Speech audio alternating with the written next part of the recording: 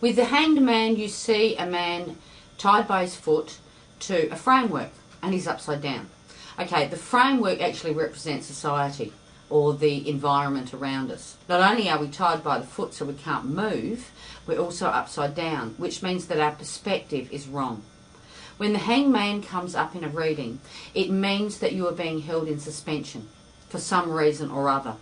But it's usually environmental. Things are holding you back. They've got you tied by the foot. And it can also mean that because that Hanged Man is looking upside down, one of the ways of finding a solution out of being tied by other people's rules or other people's circumstances is to flip up the other way, to see a situation from a different perspective. When your life is hung in suspension through other people's activities or through society's rules, sometimes we have to change something in order to get out of it. And this can require some sort of a sacrifice. Think about the Hanged Man.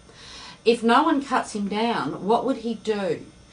Would you cut your own foot off in order to get out of the situation? This is the representation of making a sacrifice, having to give something up in order to get out of that bondage. When you see in the Hanged Man in reverse, the framework that he's actually tied to is a framework that you have created. So the restrictions that you are tied to are something that's self-inflicted.